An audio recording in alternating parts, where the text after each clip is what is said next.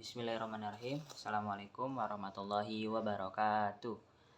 Alhamdulillahirabbil alamin wa bihi nasta'in wa bihi wassalatu wassalamu ala asrofil anbiya mursalin sayyidina Muhammadin wa ala alihi wa sahbihi ajmain amma ba'du. Perkenalkan, nama saya Hendria Serahab dengan NPM 23106311100102. Baik, pada kesempatan kali ini saya dari kelas 4 PAIC akan memenuhi tugas UTS pada mata kuliah Filsafat Pendidikan Agama Islam dengan dosen pengampu Bapak Dr. Iqbal Amar Muzaki MPD. Baik, yang pertama di sini saya akan menjawab persoalan nomor 1, yaitu tentang jelaskan bagaimana pengertian filsafat pendidikan Islam dapat mempengaruhi praktik pendidikan di madrasah dan pesantren. Berikan contoh konkret dari pengalaman Anda atau observasi di lapangan. Oke. Baik. Di sini yaitu pengaruh filsafat pendidikan Islam di dalam pesantren atau madrasah dan juga bisa disebut dengan pesantren. Nah, filsafat pendidikan Islam menekankan integrasi ilmu, pengetahuan, dan akhlak. Prinsip ini mendorong madrasah dan pesantren untuk tidak hanya mengajarkan ilmu agama dan juga tetapi mengajarkan ilmu umum yang bermanfaat. Nah, sebagai contoh yaitu di pesantren Darut Tauhid Bandung, pendidikan tidak hanya berfokus pada kajian kitab kuning, tetapi juga mengajarkan keterampilan kewirausahaan. Ini mencerminkan prinsip bahwa pendidikan harus mempersiapkan siswa menjadi insan yang kamil, manusia yang sempurna, dan juga yang berguna bagi masyarakat.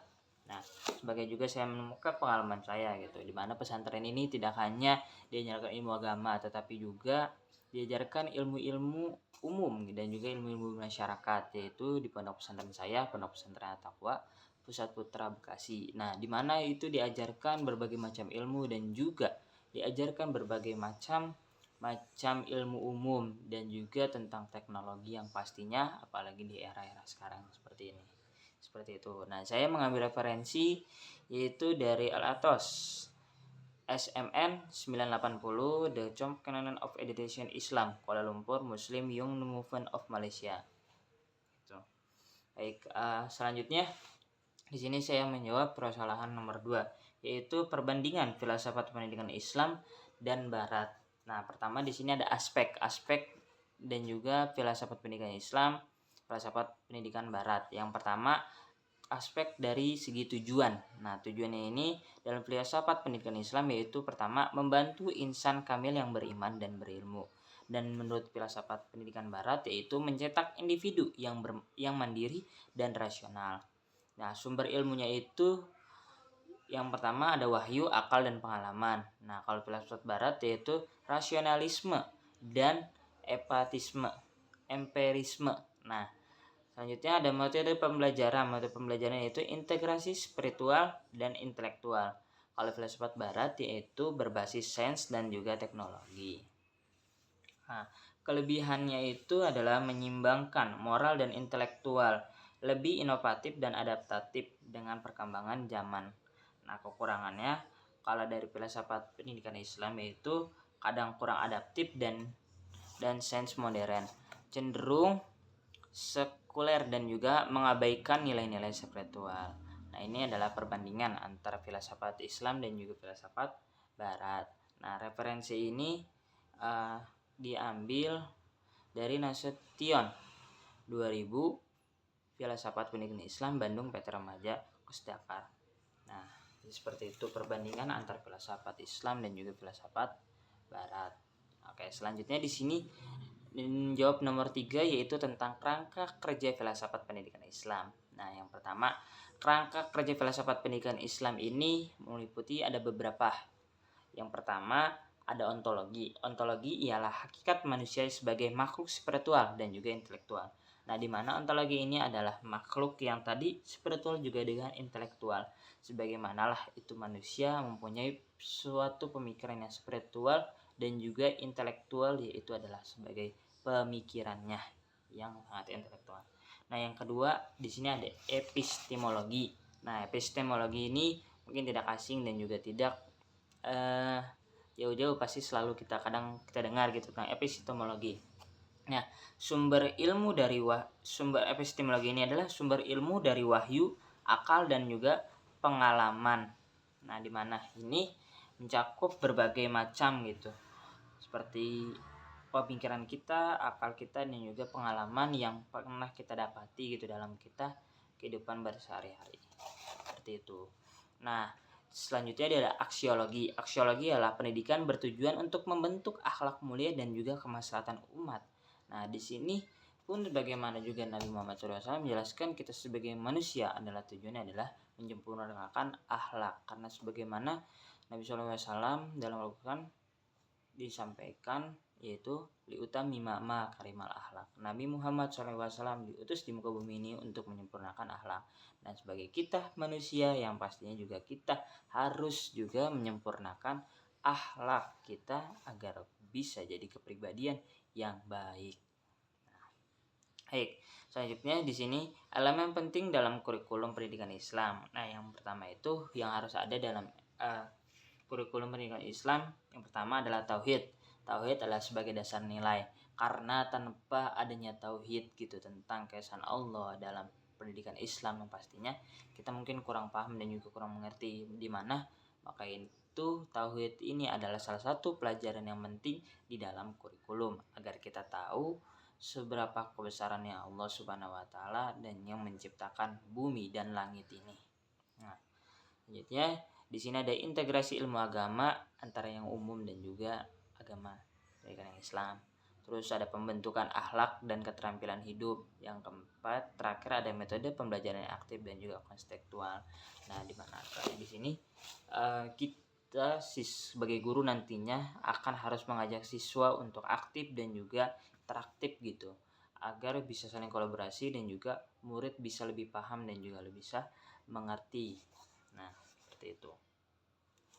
Dan selanjutnya di sini ada referensinya yaitu dari Al-Syabani 976 Falsafi Pendidikan Islam Jakarta. Oke. Selanjutnya di sini ada prinsip filsafat pendidikan Islam dalam menghadapi tantangan. Nah, dalam modernisasi pendidikan Islam, prinsip al-ilmu, al-iman, al-amal harus diterapkan. Contoh penerapan.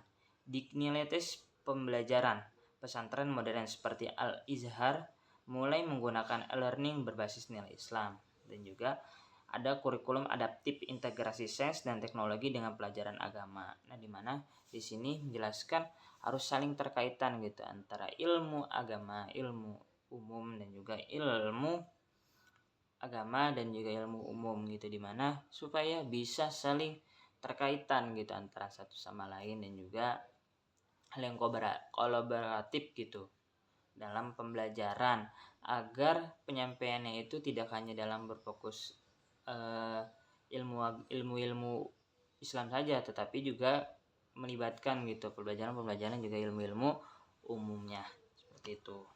Nah, di sini juga saya ambil referensi dari Muktamar 2013 Modernisasi Pendidikan Islam Indonesia Jakarta.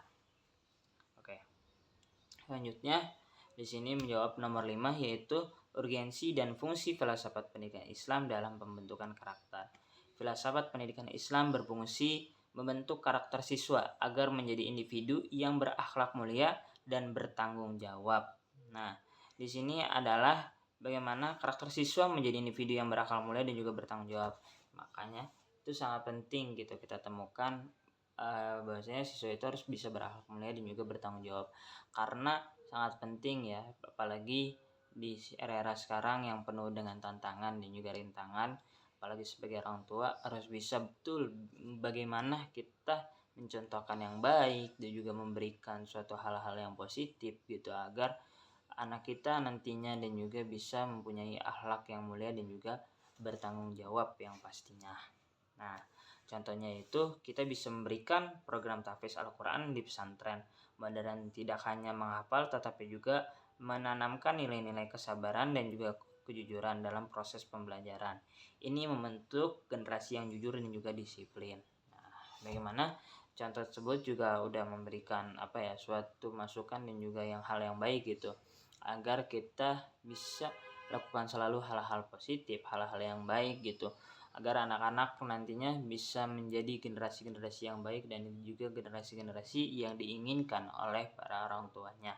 Nah, bukan hanya dalam lembaga tahfiz tetapi juga lembaga-lembaga yang lainnya pun bisa gitu menjadi satu kesatuan juga satu naungan agar mereka bisa mengerti dan juga bisa dapat memahami dan juga banyak pelajaran yang didapat, karena yang di sekarang ini tidak hanya ilmu-ilmu ajaran Islam tetapi juga ilmu-ilmu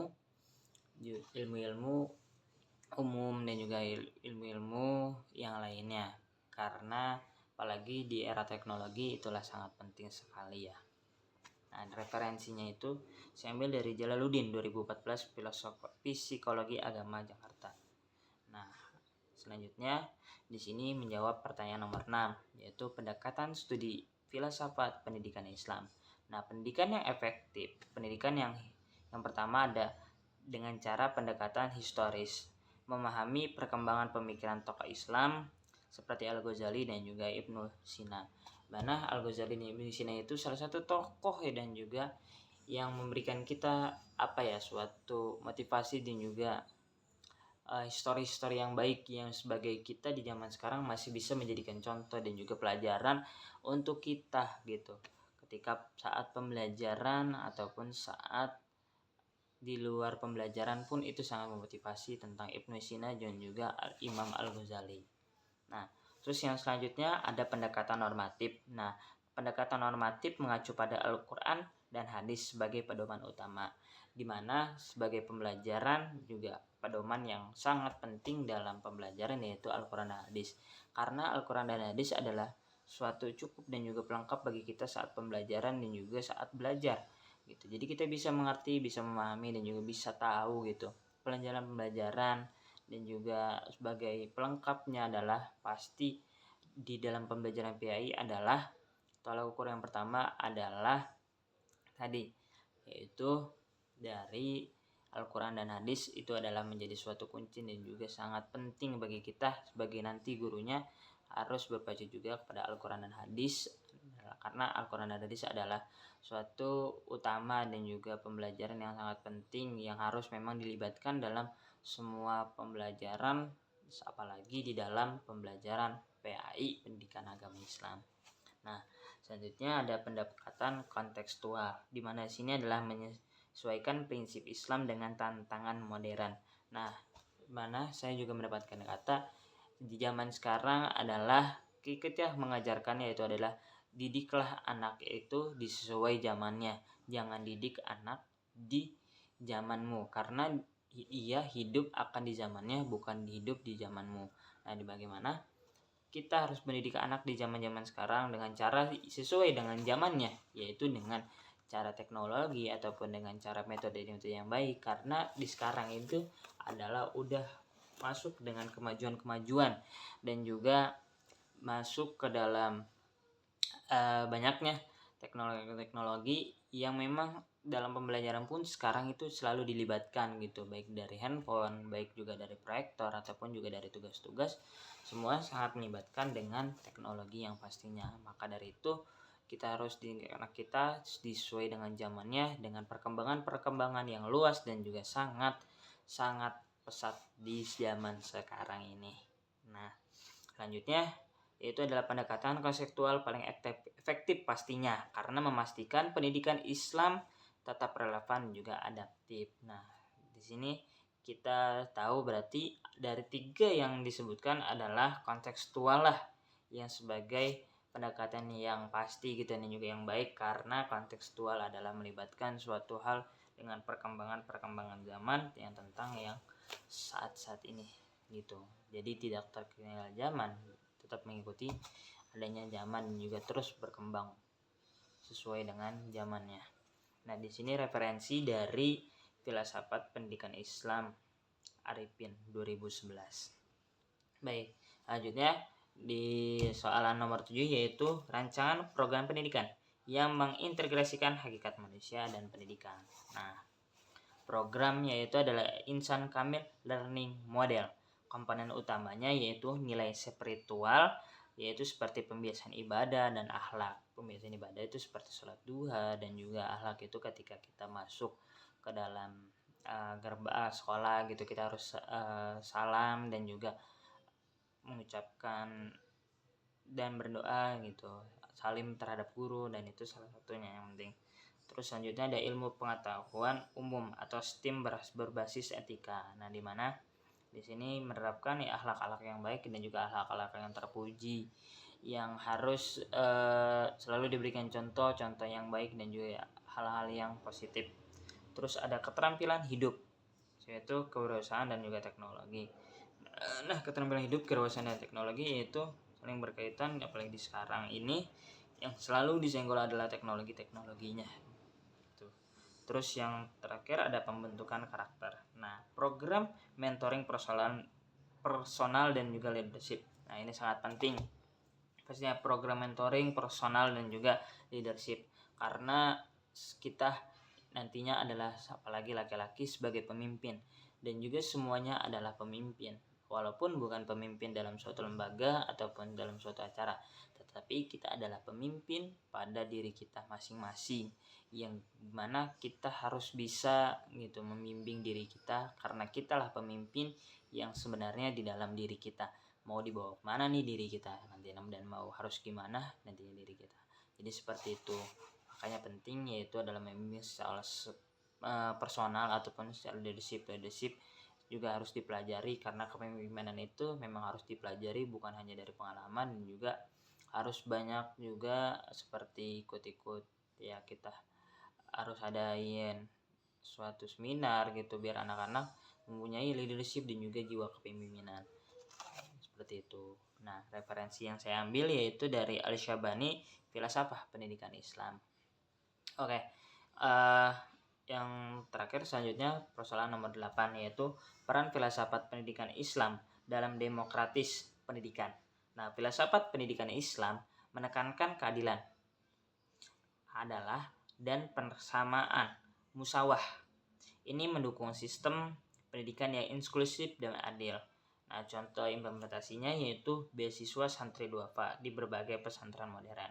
Nah, di mana duafa ini yang selalu membantu, dan juga ada yang lain pun sekarang udah banyak yang lembaga-lembaga yang berkaitan untuk membantu buat anak-anak, buat agar ke lembaga ataupun ke persoalan anak-anak suatu berbagi yang baik gitu untuk anak-anak yang membutuhkan.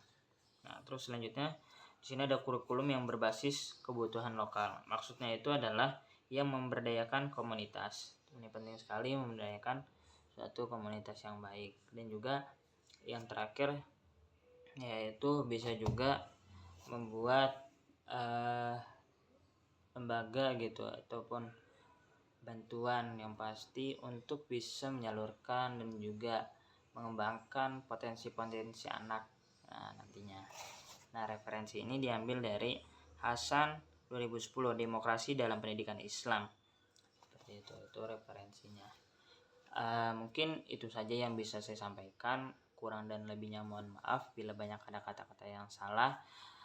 Dari saya cukup sekian dan juga mohon maaf. Semoga bisa bermanfaat dan juga memotivasi kalian semua. Akhirul kalam, hadanallahu wa iyyakum ajmain. Wassalamualaikum warahmatullahi wabarakatuh.